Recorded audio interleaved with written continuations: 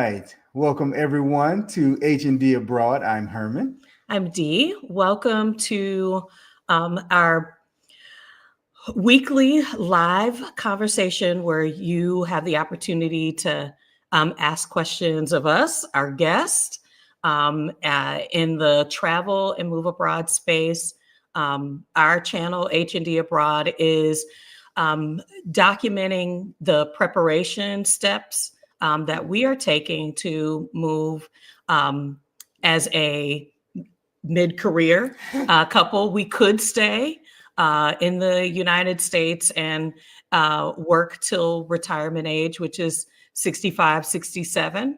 But no, we want to center travel and have been looking for another couple, another Black couple to have this conversation with. So we are so glad to have, I guess you can say, the algorithm gods it brought this couple our way just a few months ago while we were traveling in Panama and Costa Rica. So I'm hopeful that you will have the opportunity to have another perspective on maybe I don't know where I'm going. We on this channel say that's okay. And then there might be a little bit of discomfort in how you might be earning the money differently if you are a salaried employee or really focused on job-based income where you are working for someone else. This couple has really opened our eyes to some different avenues, and let's just jump right into the conversation. If you are new to our channel, yes. If you are new to our channel, again, we're H&D Abroad. We are here every Saturday, usually from 1 p.m. Central, 2 p.m. Eastern. We're a little earlier today. So we ask that you would like this video because, that helps us out. Please subscribe to our channel, become a part of our community, because in everything we do, this is a conversation. And share this video with others in your community, because our community-based approach is what has helped us grow in this whole process. Want to give a good shout out to Sabangale. We see you here today. Yes. If you are here, drop in the chat. Let us know you are here because, fam. All right, we're bringing in our guest. Whoop, there we go. How are you doing, fam? Very good. Very good. Glad to hear you. Glad to have you here today. Go ahead and introduce yourselves. Tell us a little bit about yourselves. Hi, my name is Lovan. And I'm Irene. We are Going Farther Together. We are content creators. We document our travels all over the world. Recently, a year ago, we started full-time traveling and living abroad, and we wanted to share that with our community. Yeah, our mission, the reason that we started, this avenue of being content creators in the first place was because when we first started traveling and we're looking for inspiration and guidance and just, where should we go? And, when you get to a place, what do? There weren't that many Black creators in the space. So we decided to put our hat in the ring and kind of be that kind of light and be that guidance for our community. Because I know that it isn't for a lack of desire for wanting to travel. Sometimes just don't see it. And I feel like most of our community, we see them visiting the Caribbean and Mexico, and then some of these more international destinations, they just don't really know about it. They haven't seen anybody travel to Malaysia or places like that. So that's kind of our mission, and we just want to continue to spread that light. It's really exciting to see young people. Not trying to call you kids, but I mean because I'm saying it like that because one of the things we shared a lot was when we started this process, we found a lot of retirees, which is cool, but they were in that long-term, hey, plan for this, been through all the work years kind of process. And Dee and I, we got some work to do. We got some life to live. Yeah. And so whenever we find individuals and couples in particular who say, hey, we still got some processes to make, it's always good to hear your experience and your engagement in this. Before you got started, with the travel side of your life full time, what did your life look like in the before years? Mm-hmm. I'll go first. Before I was in college, and we both were, and then we graduated as physical therapist assistants.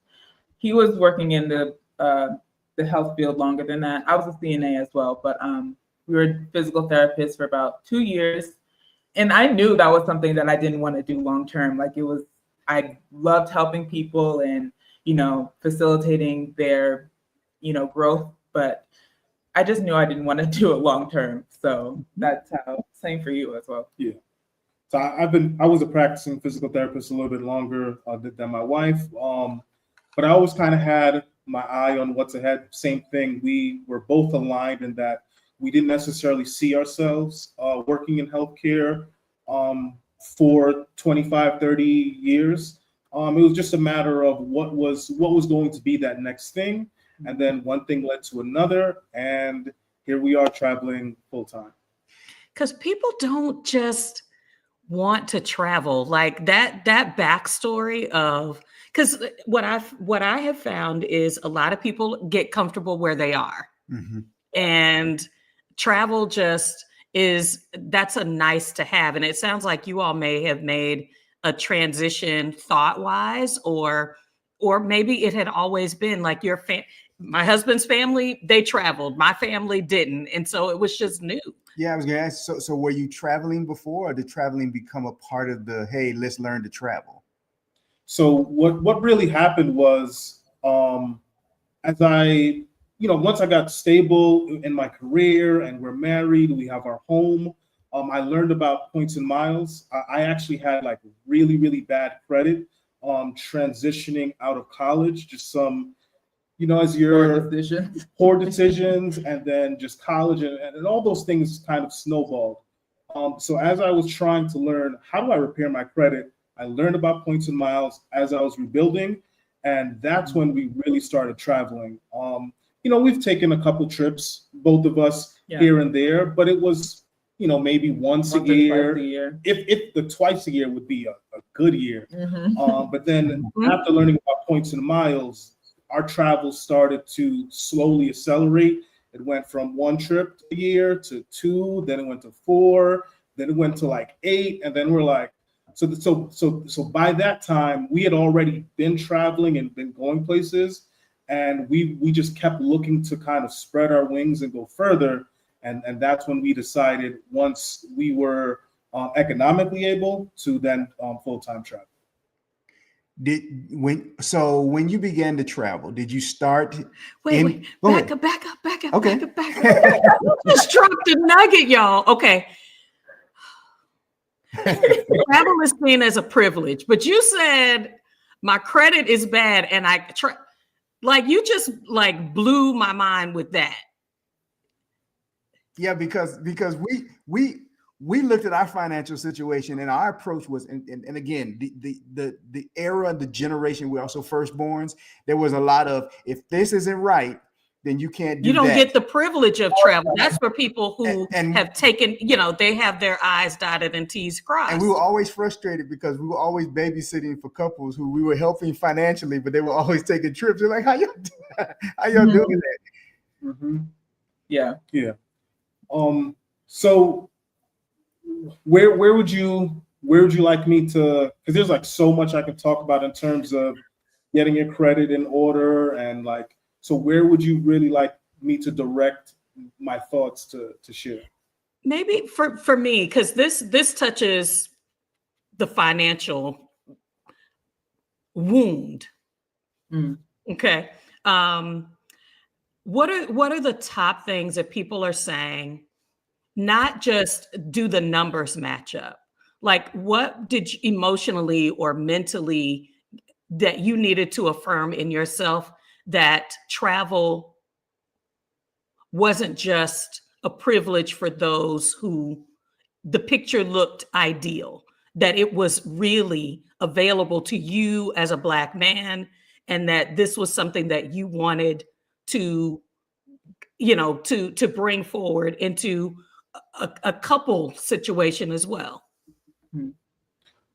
So I'll say that after, like I said, it was some really poor decisions, lack of education, lack of knowledge financially. So coming out of that at the beginning of our marriage, I really spent a lot of time really doing a lot of research, a lot of studying, just to really get that knowledge, to get that foundation, to repair my credit, learn about budgeting, and all those things that go into it to have that base. Because without that, travel, I think like you guys were touching on earlier, it doesn't seem as attainable. It doesn't seem as attainable, and it probably isn't the best idea. So I did want to make sure that, before anything, that we got that foundation. So once we got that locked down and we were in a good place, we then slowly started traveling. And as we got a little bit better financially, more savvy, and just learning more, then the traveling just naturally increased because we were just more comfortable and more able to do so. Yeah, I want to affirm folks that recognize I don't work just to pay my bills. Right. That there is an emotional space that travel can fulfill, can heal, even if it's not international travel. A hotel, even if it's a budget hotel, time away gives you the emotional and mental space to bring in some positivity. So, because whether you are paying off debt, it's got to make sense. And if you're just giving to a process, when we paid down the 6-figure student loan debt, it's more than just white knuckling it, y'all. You owe what you owe, okay? But you are a human being that deserves rest, that deserves peace. And I don't know if this is your story, but I know for us, we could not lean in as hard as we did for 13 months and put down a serious debt without being able to say some things are ours and not everything is owed to a debt collector. And I think the hope that travel, that it inspires in you and feeds in you to continue a really difficult journey. I'm hoping that people are mindful of, like you said, I can travel in balance. I can travel responsibly. I can have what is affordable at where I am and then grow. Because that's really what I see on you all's channel. And what you're saying today is, look, we didn't start with 8 trips because we wanted a break. We started not at all.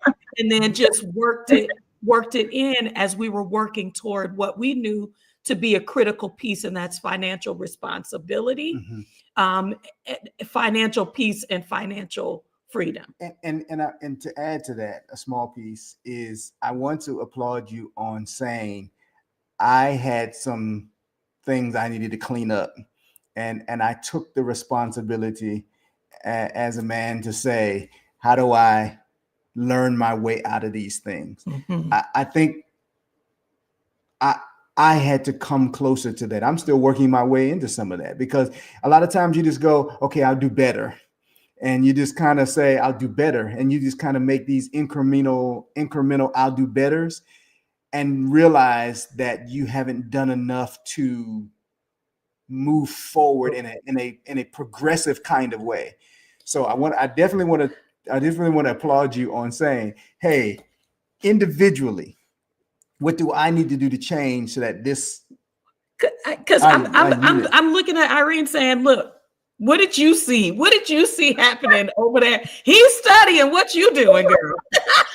First of all, when he was doing all the studying, I didn't even realize, especially when it came to points and miles, I was like, I don't know about this. It kind of sounds a little bit too good to be true. when he was like putting the numbers together and everything. But once you start getting a taste of that travel bug and you start, experiencing other cultures and realize I don't need as much as I needed back at home. I don't need all the materialistic things. I don't need to involve myself in the hustle culture to like, oh, I need to, everybody should have goals, but it's different for everybody. Once you start realizing that I don't need to, like you were saying, bog myself down financially just so I can live up to other people's standards in terms of, living. So yeah, that was my mindset at the time. I was just ready. I was ready to go.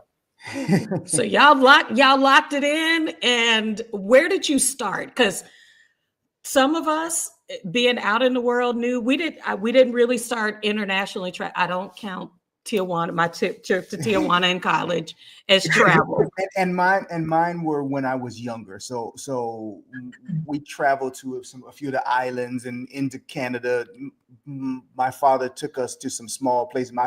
My parents had done some international traveling, but ours was close to home kind of thing. Did you we're start talking in about country? recent. We're talking about recent 3 years ago. So I mean, like, how did you get your feet wet in your process, and then what were the signs that you were getting more confident with travel itself? So our first trip together was on our honeymoon when we went to Mexico.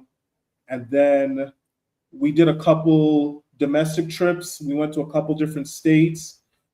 Then from there, we're like, okay, let's go a little bit further. And our first like actual international, well, not counting Mexico, but our first international trip besides there was Colombia. And that was such an eye-opening experience because there's just so much culture, and especially just learning too how many Black Africans are in Colombia. So that kind of opened us up to that. And then the culture in terms of the food. So then the cost of living, seeing like, hold on a second, we're in Colombia and we're having a grand old time. We're eating to our heart's content. And the budget is not being obliterated like how I hear and see from all these other countries. So that I think was like our first gateway. And we're like, okay, like travel can be actually a lot better than I thought it could be, and at a better price point than what I realized was out there. Yeah, because before that, we weren't really traveling. Like you said, if we do some local family trips, my parents weren't even, my mom is afraid to fly. We just got out, she's 68, and she just got off on the plane like a year or two ago. So shout out to you, Mom. So I come from not really like interested in, they're very content with where they are, but I wasn't like that. Even before we got married, I was doing a little bit of traveling here and there, saving up, for my job, but I didn't think it was possible to travel and live abroad until we were boots to the ground. So you're a young couple out in the world, fully in your Blackness. You're going international. You're spending time where there. Did you feel? What was the? How did you feel socially when you were abroad? What was your social engagement in the various places that you went? Where did you feel like I'm okay? You mentioned Colombia. We were just in Colombia. It's real easy to feel comfortable in Central and South America. As Latin as they are, there's a Blackness there that is undeniable. When you began to travel outside of those spaces, how did you feel in those other varied spaces as young Black people, as a young Black couple? I would say like we had quite a bit of muscle memory by that time. So we did a lot of traveling around Central America before we really started to go abroad. But because we just had so much of that muscle memory, the transition really wasn't too bad. We were pretty comfortable, and we never really had really bad experiences. When we travel places, the people there that are there locally are usually oftentimes very friendly, very open. And some of the things that have helped us to kind of maybe bridge that gap We do try to learn a little bit of the language. So once they see that, You're making an effort to, Yeah. it opens up some doors and avenues, and the transition was pretty easy for us, I would say. I will say it does get tiring being the only Black person wherever you are. Of course you get looks out of curiosity, like, oh, I wonder what they're doing here. And, that language barrier often makes it, difficult because they can't actually express themselves the way they want to. But it's never out of, at least so far in our experience, it's never out of like, hate or, just we never felt unsafe or, unwelcomed. Yeah, that's the word. How did you all, okay, so you mentioned safety. How do you assess safety? What are the safety markers you're looking for to feel safe in a new environment, regardless of the country that you're in? As a female, Mhm. I don't know if you go out alone, if your partner feels like Mhm. that's okay. Like, what are the markers that you all individually are looking for of being safe in a space? You touched on it perfectly, because for me, the top level of safety is, can my wife go out on her own and I'm not like worried? So that's like, if a country's safe, Irene could go out, like maybe, go to the store, Grab an Uber and I'll be fine. Yeah. So that's definitely the top level. Just having that level of comfortability. Yeah. And there have been some places that, like where we are now in Johannesburg, I just think it's where we are currently, because I know there are some places in Johannesburg that are very safe, but I wouldn't personally go outside, especially at night. If I can't go somewhere at night by myself, then absolutely not. Yeah. That's a marker for me. And then I would say underneath that, the ability to go out at night. And then there's like, okay, would I feel safe? Because my threshold for safety is going to be much higher than my wife's. And I was raised and grew up in Queens, New York. So seeing a lot of these things is very kind of commonplace for me. But there are some places, well, this is the first place where even myself, in this particular neighborhood, I wouldn't go outside. Like, if it's dark, if we're not getting to an Uber and then going back to the Uber, like, I'm not about to walk around the neighborhood kind of. So that's where I would mark it. Can you walk around at night? Can we walk around together? Can my wife go out by herself? So I think those are like three main phases where, when you're trying to judge the safety of an area, those are the three things you're probably going to want to look at. I agree. I just, the safety, well, I wasn't necessarily worried about my safety, but it seems like good, well-meaning family members and friends are over concerned about, especially when you're saying Central and South America. I don't know. I mean, like, anyway, so concern for safety. I'm mentioning family and friends because you all are not in a bubble. You're connected to some folks. How did especially how did they express their thoughts and feelings, support and concerns? Especially Irene, with you saying that your mom that didn't get on a plane. Oh gosh. About leaving those good jobs, whatever they were good jobs, good stable, to doing what may seem just unusual, not the norm, in the Black career experience. Mm-hmm. My mom, I feel like it's still taking several conversations. Yes, her trust level for us has definitely grown over the year and a half that we've been doing this, but she still has her concerns. I still have to break it down to her what my job is or how we make income. Like, she's still trying to wrap her mind around how we're able to make a living and live abroad and still live better than what we're living in America. Much better. So she's just, I'm sure she's on her knees every day in terms of So, Look. so you have to send her the budget sheet every month so she can see it. No, I'm pretty sure they're sending video and photos. I am Yeah. living well. I am living well, and people are treating me well. What? I do want to touch on something that you were mentioning earlier, though, especially like when we went to Colombia and Guatemala, and then I went to El Salvador.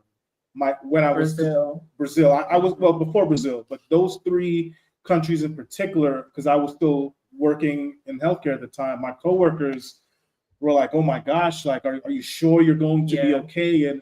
And it was those kind of people who, when they go on vacation, it's Florida, maybe Mexico, that kind of thing. So to hear about people traveling to Central America just seemed so outlandish and like, oh my gosh, is the cartel going to? But when it's not like that any at all, I'm sure you guys, as you visited Colombia recently, were able to see that. And that, again, that's a part of the reason that we started this channel, because there is that stigma about a lot of these places. But meanwhile, when you actually visit them, you'll see that it's nothing like that at all. The things that you hear on the news, or that it's a level 3 or high risk country. And of course, there probably are areas, but if you take your time and you know where you're going and you stay where you should be, there really isn't concerns like how your coworkers and family and friends will make it out to be. Slow travel. You all are embodying slow travel to us. So can you guys give a description based on how you're traveling, how you have defined slow travel for your content creation, and just for your personal investigation of the world, how you're fueling the side of you that wants to discover the world. How are you defining slow travel, like logistically, as well as the benefits of the approach that you're taking? In the beginning, we wouldn't even consider ourselves slow travelers, because I think we saw at least 5 different countries in the span of like 3 months. It was intense. It was crazy. I do not recommend, because y'all went hard. Yeah, burnout is real. And I felt like by the time we were getting settled, learning some of the language, learning our neighborhood, then it was up and we had to go somewhere else. So we had to figure that out really quickly. So at the moment, we're only traveling. We're spending at least three months in one place. Mm-hmm. And that just gives us a peace of mind. We're able to settle, have enough time to ourselves, and also, share with our community as well, and learning how to balance that out. And then to also then balance that out with the content creation side, it gives us more time to kind of like be invested in something before we film it. Yeah. We have the luxury to, like, we'll visit a restaurant. Like if a restaurant appears on our channel, it's usually because we've been there like 2 or 3 times beforehand. Like the food is good. And sometimes too, you'll get little catfish where the food is good the first time, and then you go back the second time, and it's like, was it really that good the first time? Yeah. So if something's on there, it made the cut. So what we've been doing is like the first 2-3 weeks, we're not even touching the camera. We're just living. And then once we kind of find some things that we like to do, this grocery store was good, this restaurant was good, then we'll bring the camera there, we'll document that, we'll put that into our content and go from there. Yeah. How do you balance that with, because people are wondering, how are you surviving? If you're moving, how are you surviving? So you talked about being digital nomads, and how are you balancing your work and your travel in a way that is personally fulfilling and sustainable? Mm-hmm. Gotcha. So those first couple of weeks, we're usually just like super locked in on work. because we know eventually once we start pulling the camera out, it's going to take us away from, especially I don't have a 9 to 5, but I do have some day-to-day responsibilities. So once I start having to balance those with content creation and then just having some time for myself, those first couple weeks, we're just kind of completely locked in on work to the point where we're able to kind of get ahead on everything. That way, when we go out and we're exploring and we're investigating and we're scratching that travel itch, we're comfortable. We're not like having to worry about work too much. We've already put in enough investment into that we can take some time to really get to enjoy where we are. Mm-hmm. So you work on the money, and then you work on the money. So you do the saving so you can do the spend saving. And I mean the planning. There are people who are doing this process, God bless them, who are, as the old folks used to say, flying by the seat of their pants. They just running in. And I mean, some people can make that work, and God bless them. I know in the course of our relationship, even as we are trying to learn to be more spontaneous, there is still a plan. Structure. That's a good word. That's a good word. The wife wants some peace and some stability. I need to know I'm gonna have somewhere to sleep that is quality, right, and safe. And so I'm listening to you all are embodying in this conversation a lot of what we've desired and heard couples say and guests say along the way. It's been, we want to be free enough to live, but freedom does not mean being irresponsible. Yeah.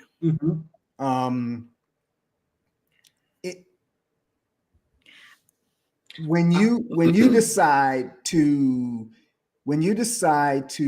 as they using her words, to leave that good job, to leave that understandable job, that recognizable job, and do things that are outside the scope, not just work, but life outside the scope of what people recognize.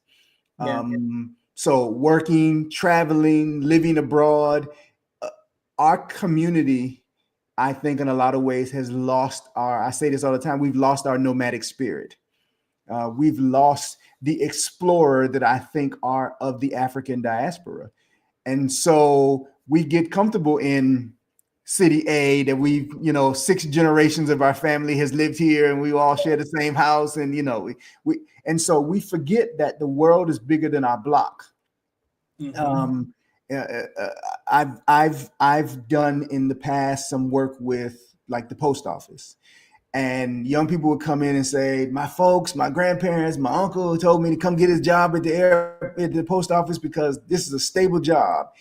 And people do not take into account that the dynamics of what happens at the post office is not just getting in the car and delivering mail, driving down the house, dropping them in the mailbox. You got package delivery, you got Amazon, you got, UPS, and those other dynamics now bring in a level of engagement and stress that wasn't there before. So to break out of the mom and dad said, I need to and hit the road is commendable. Because like you said, Lovan, we hear people say all the time, oh, you're going there? Oh, they're going to get you. And I was like, dude, the cartel is a gang. In your city is a gang.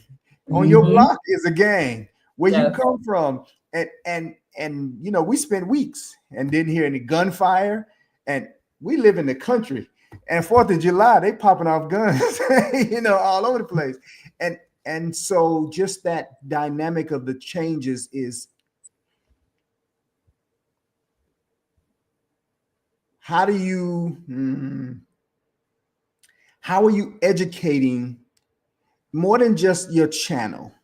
In the conversations, how are you educating the people to opportunity, to seeing the world broader, especially as roughly mid 30-year-olds? How are you educating the people in your group to say, you don't got to wait till 50 and 60?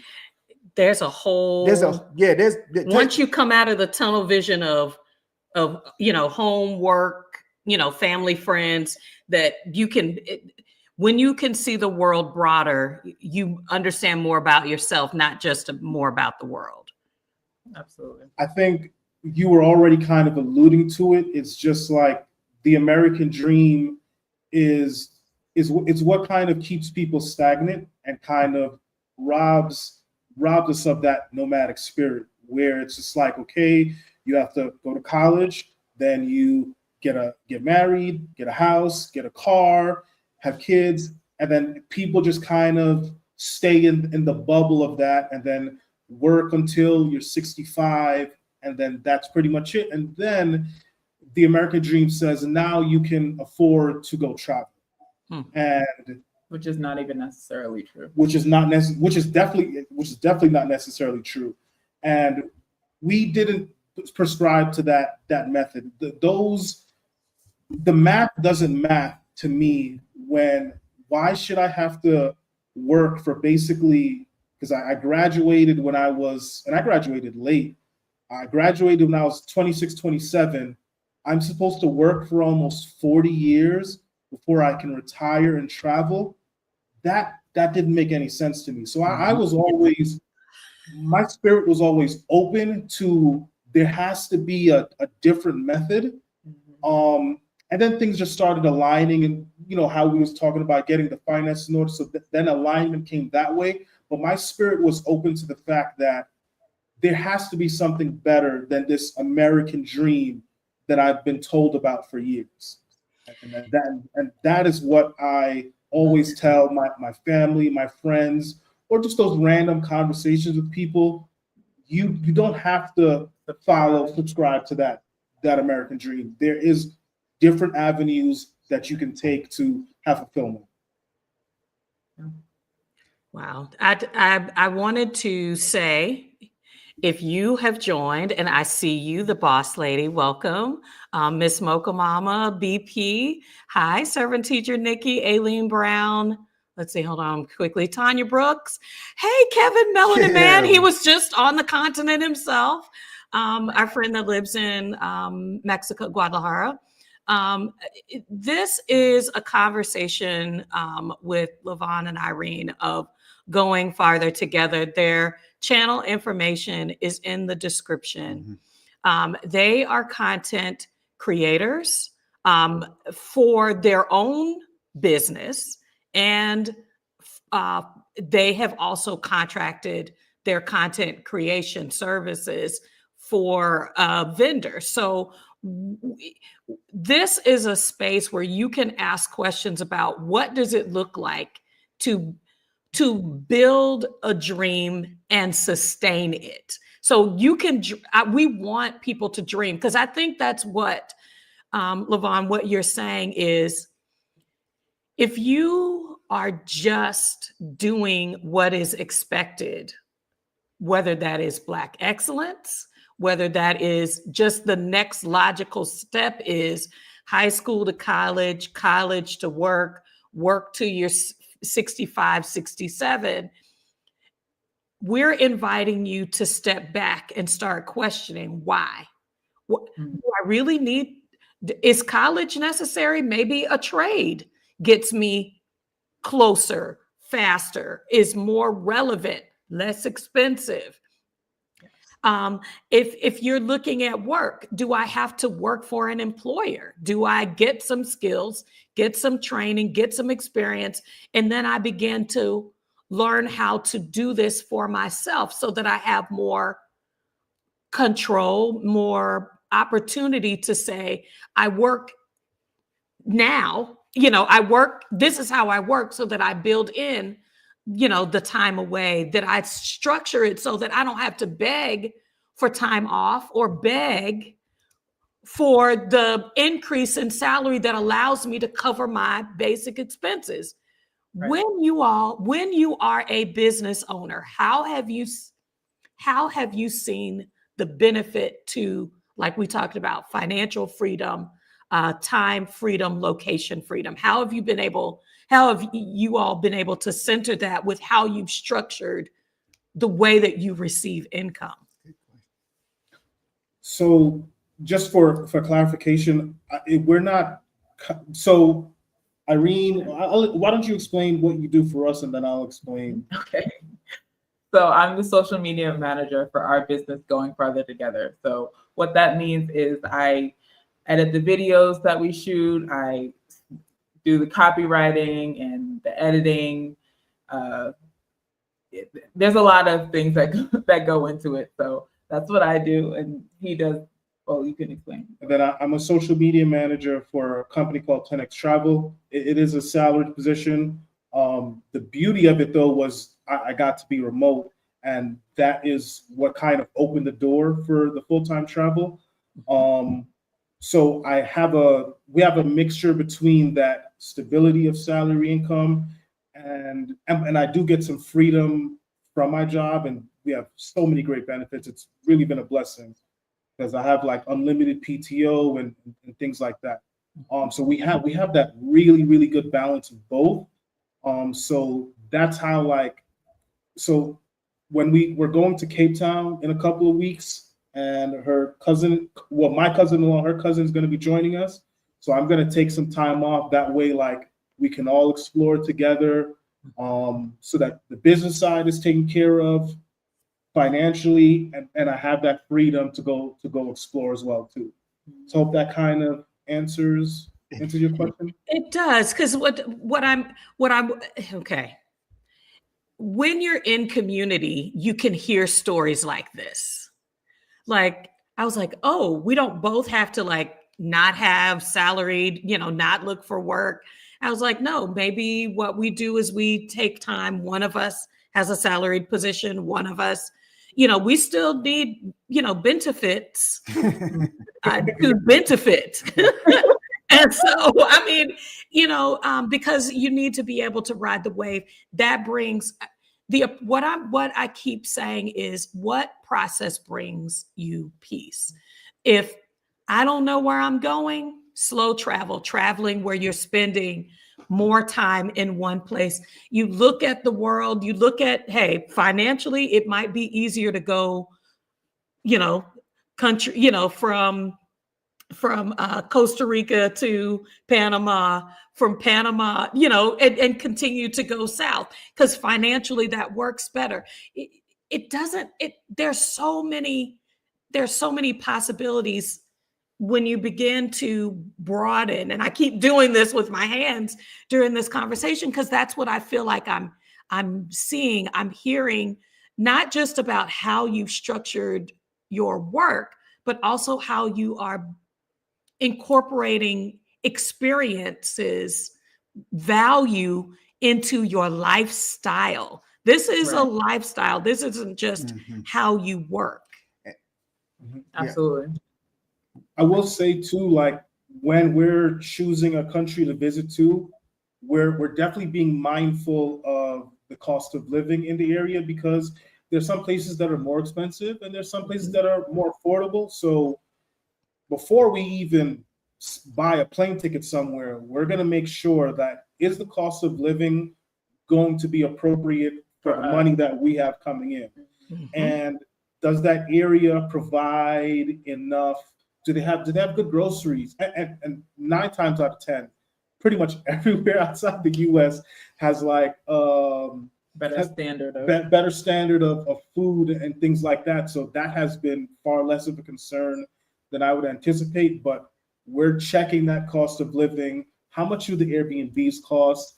How much is the Uber or the transportation to get around, to make sure that it's going to align with our budget? Because there are some areas, if we think we can live there for 3 months, it is not going to work out. So that's not on our radar for right now. And that was I was getting ready to lead to that, because we've talked about some of the basics, and I know that some of the questions that people are going to ask is the down to the nitty gritty real life parts of it, because life is life. with planning, with structure, life is still going to life. I just got a life is life call a second ago. It just, it is what it is. Right.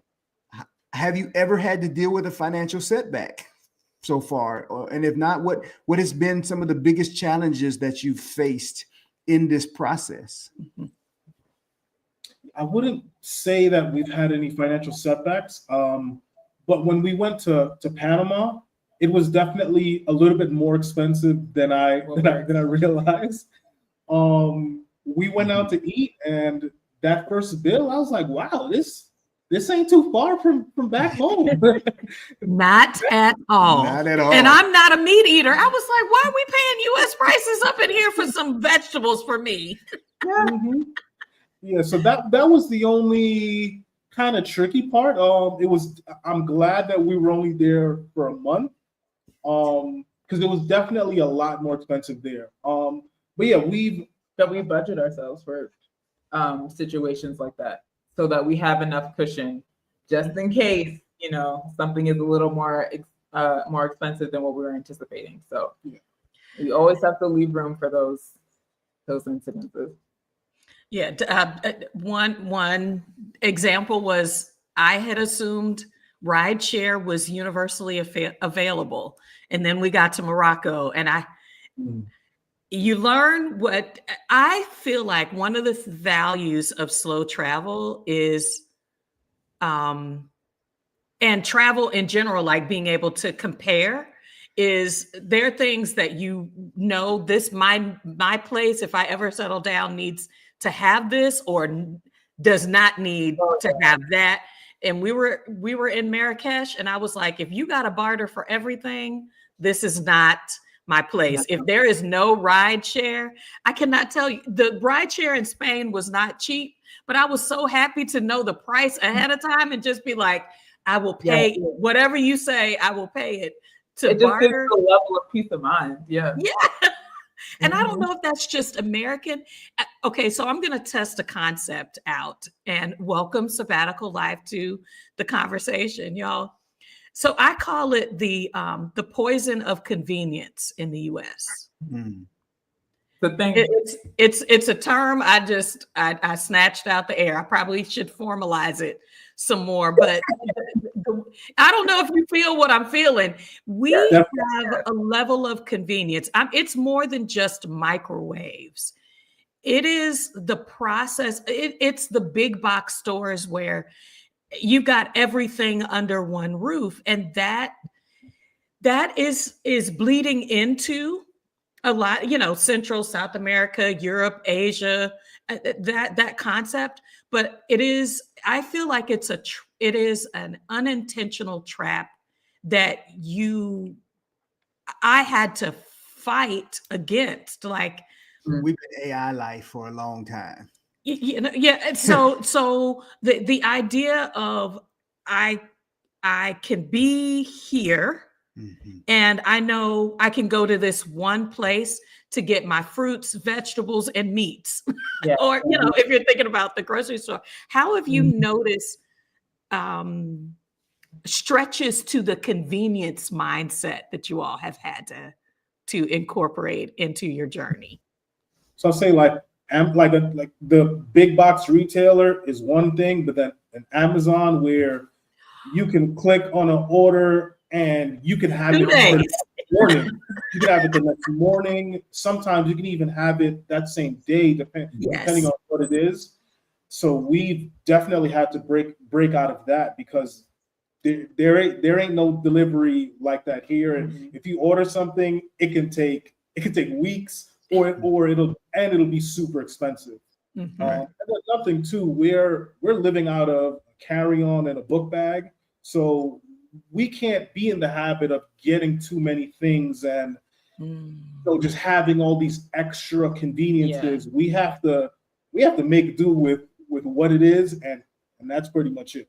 We just learned how to live with less, and we just living like this just made us realize that we don't need as much as we actually think that we do.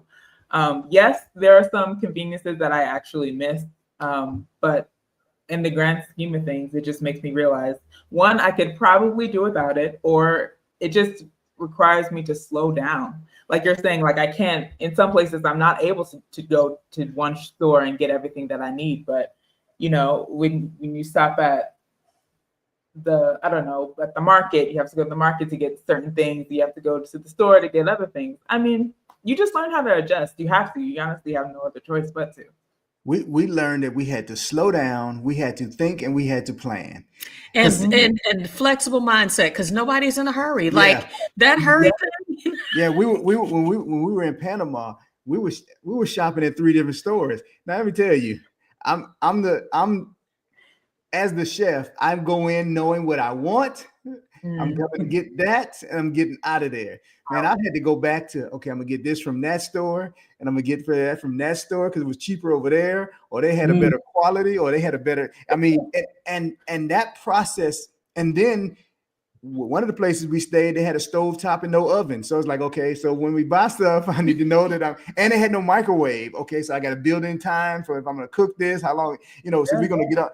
All those things, you dial back into living. Wi-Fi. I understand the convenience of having all your meals delivered to your door, and I mean, trust me, I get it. I mean, but when you restructuring your life, when you're saying I'm not commuting 3 hours a day, back and forth to work. I'm not trying to pick up 6 kids from 6 different events at 12 different places. The whole concept dials down. Minimizing is more than just a material thing. Mm-hmm. It's an engagement process as well. Do you find that to be true? Absolutely. 100%. Mm-hmm. We don't have kids to drop off anywhere and things like that. But it's more than just, like you're saying, it's more than just like the things, but it's the mindset. Because like you were saying before, in most of these other countries, the pace, especially compared to American hustle culture, is so much slower. So to try to rush things along, you're gonna be button heads. You got to be patient and just take things as they are. Because everywhere we've been thus far, they're in no hurry. Which, on one hand, if you're trying to enjoy a meal at the table, you sit there hours and nobody bothers you. On the other hand, like you said, when can you come fix this? We'll get to it. You got to have a plan for both sides of the process because nobody's rushing. When you are vetting a location, so I feel like I'm getting my short list as someone that's going to be earning US dollars while on the road. Mm-hmm. Electricity.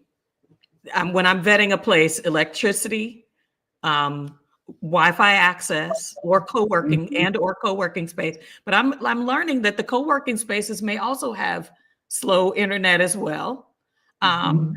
Cost of living, of course, because it needs to be somewhere that I can afford to stay. What are your top of mind as content creators and as people who are mindful about their expenses? What are the things that are at the top of your checklist when you're deciding, locations?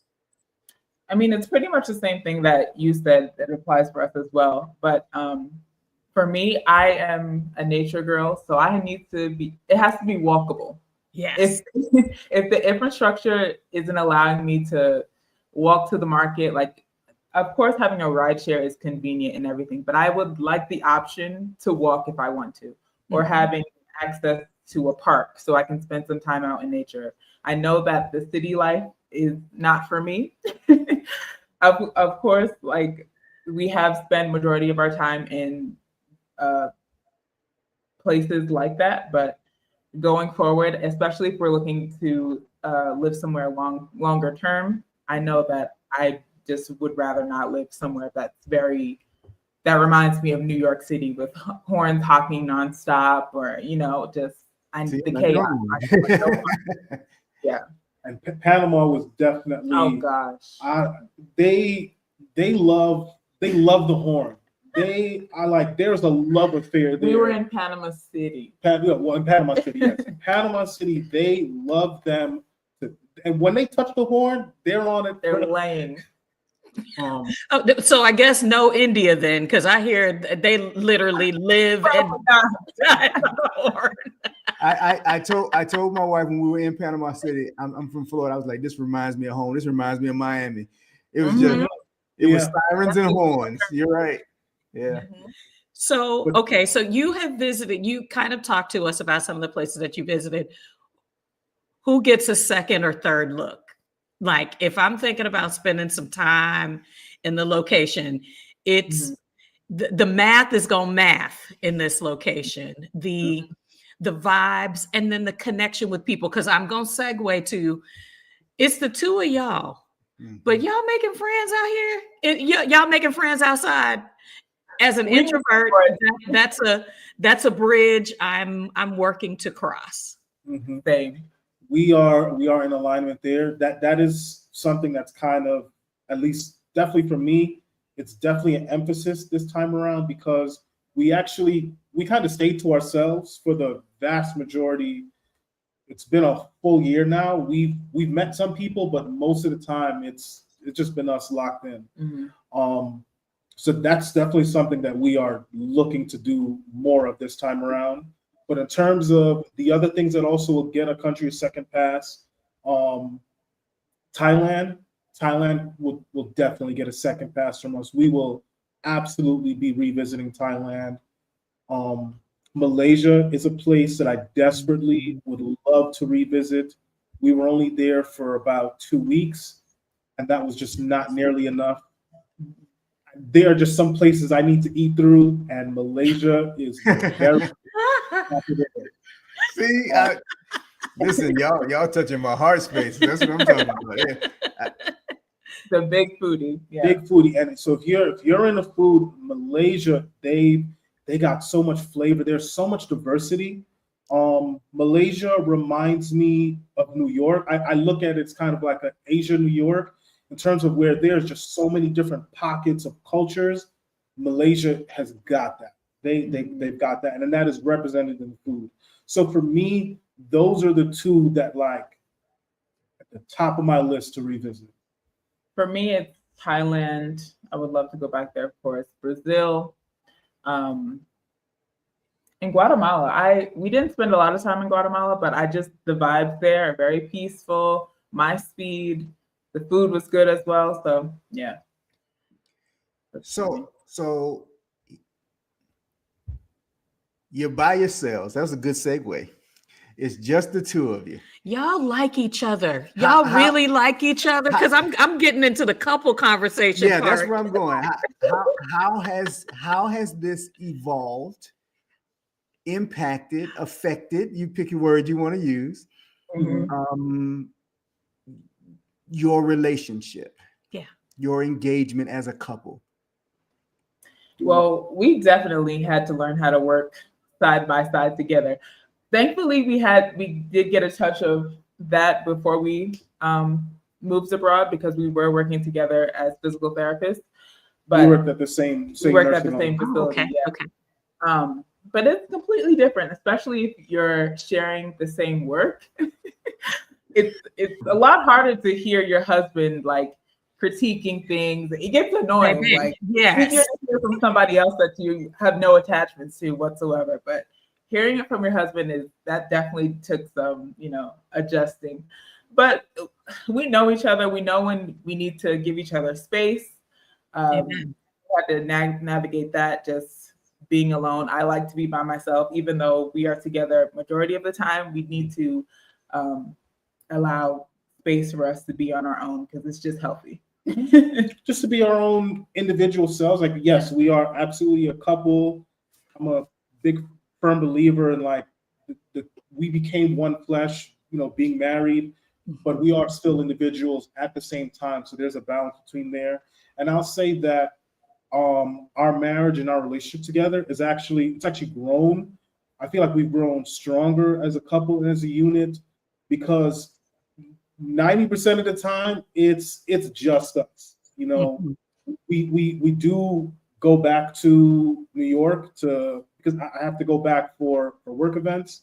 Mhm. So we do get a just small amount of time back home where we're getting to visit family and friends. But outside of that, we're talking about for 80 to 90% of the year, it was just us. So we really learned more about each other and just how to respect each other's space. And I feel like it's been a benefit to our relationship. So with that in mind, have you all done any individual trips, individual traveling over this period of time, or plan to do any individual traveling? I have because of work. There's just certain events that I have to go to. So we have spent some time apart in terms of trips. I know. I think she was planning on doing some things with some of her girlfriends. Yeah. So that is, I'm assuming, in her plans, and I don't really have a choice to make sure these bills get paid. So yes. What have you learned about yourselves individually in this process? You're doing this as a couple. We talk about this all the time. I mean, it's. I agree with you. We become one in mind, body, and spirit. But there is it is very easy to lose some level of individuality, or to fail to do some self-evaluation. And when we started this conversation, Lovan, you were saying, hey, I took some time because I had to make some adjustments. I had to make some corrections. How much of that is still a part of the process? What are you learning about yourselves individually? Mhm. Well, so when I did have to do those work trips and I was by myself, honestly, it was actually a little awkward at first. It felt weird to not be near my wife, and it's like I have to be a person all by myself out in the world again. And so that was an adjustment in a good way, because it made me just kind of remember who I was, before marriage and before traveling, and essentially being with my wife literally 24/7. So there was definitely some adjustment there. So I learned just how to be more of that person, because I'm a very outgoing person. I like to talk and make friends, and I'm not a small talk guy, but I'm a very big idea kind of guy. Let's talk about philosophy. Let's talk about the world. Let's talk about mindset, finance, all of that. Like I could sit down and talk to somebody about that 2 to 3 hours easy. So it made me kind of tap into that side of myself a little bit more. Mm-hmm. Yeah. And Irene, can you, when you're giving your response, I'm not sure when BP came into the conversation, can you integrate kind of talking about your individual development, your time, your personal time? How are you considering that when possibly traveling alone and safety? Yeah. So for me, one of the biggest things that I've learned throughout this process is that I don't need as much as I thought I did.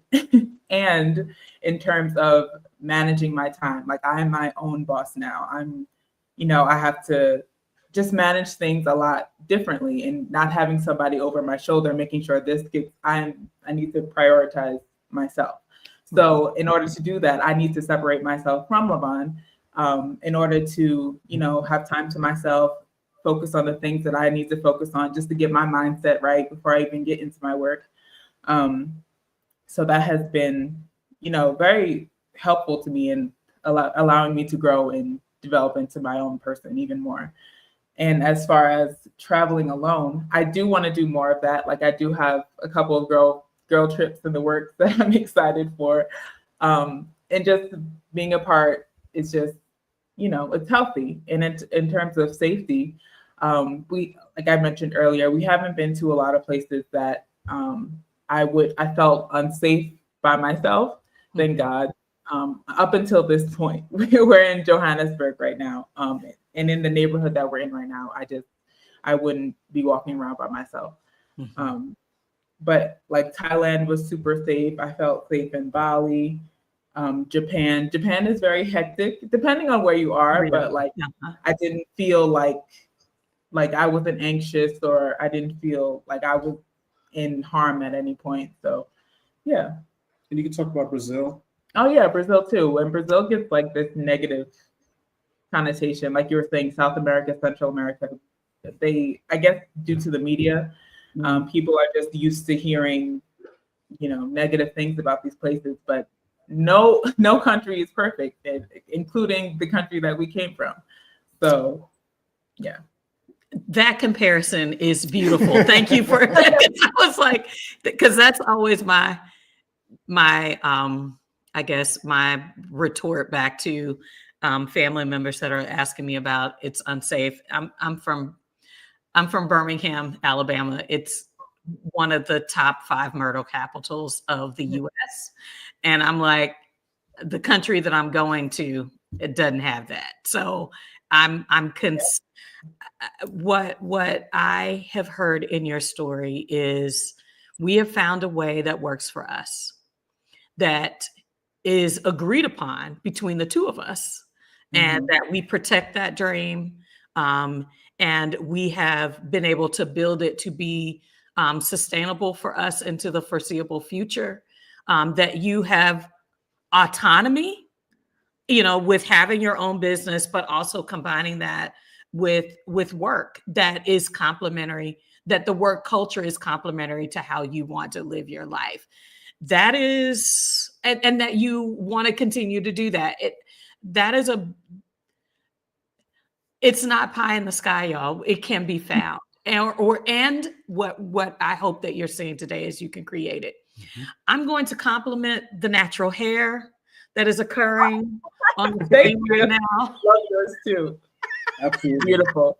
Thank you. I was considering cutting my locks when I left, and I had a sister that she was like, when I left Honduras, I cut my locks, and I'm so sad. She was like, you can lock it up in the world. You can find stylists, or you can learn to do your hair. So I just want to I want to compliment the natural beauty that is on my screen.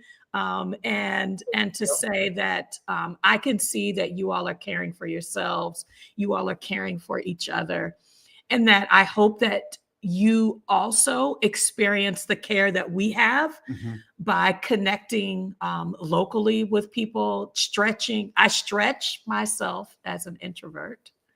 By doing this channel, I stretch myself with going and meeting people.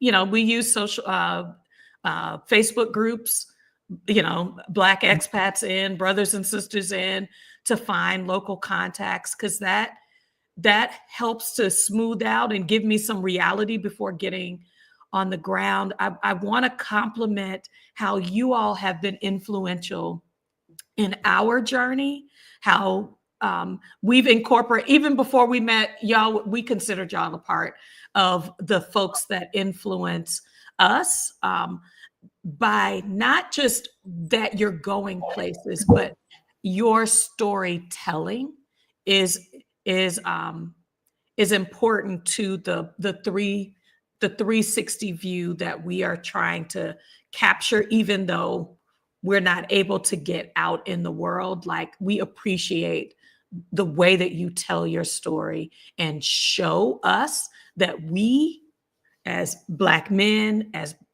couples, as individuals, are in the world, are doing it safely. And there is joy, there is frolicking, there is joy, there is, and that we can find there is goodness in the world. And that people aren't seeing my skin first, and are not threatened by it. Now, I'm not going to say we're not stigmatized by what's in the media, about what it means to be a Black woman or a Black man, but that I'm given the opportunity to live in peace. And I appreciate how you all are doing that. So I'm inviting our audience. We have one last question before you do that.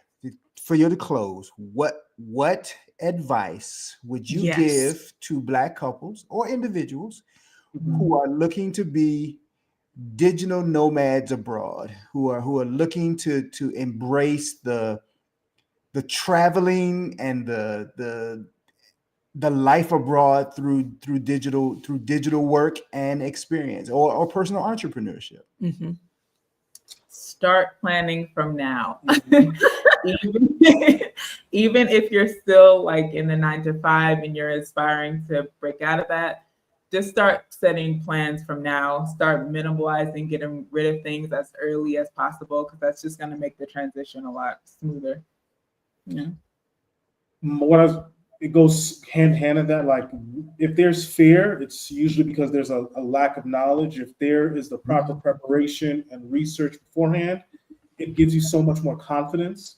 I'll also say, just to really emphasize, make sure you have the budget in place. While absolutely, depending on where you're going, you will be able to not only get by, but you will live better on less than what you're outlaying in the States. Yes. But you still just want to make sure that you have a budget, that there's discipline there, because that's just going to give you so much more comfort when you are overseas, because things are going to come up. You know, things may change. You may go to a country, it's a little bit more expensive than what people say or what you research. So you just want to make sure that you have those things in place, and then from there, just having a good time. You know, leave yourself open to experiences.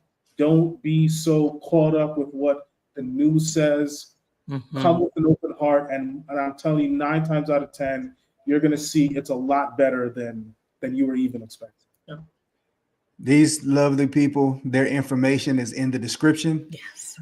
Join, subscribe, follow Going Farther Together on YouTube, on Instagram. I think I had TikTok. I don't know if I added that one. I can go back and add that one. They're doing that doggone thing. Follow them, subscribe to them. They're in Johannesburg right now. Okay, so I've always been concerned about the safety. You ain't telling me nothing new. You're just kind of reconfirming what I thought. What are some, can you give just that a quick snippet of the picture of Johannesburg that you want people to kind of that you didn't expect that would be what do you call that, an attraction? So while the particular neighborhood that we are in is unsafe, to me it's a lot like New York. There are some neighborhoods in New York where you're going to see the effects of just some of the economic, social, you see those effects, and that's what we're seeing here. It's the effects of apartheid.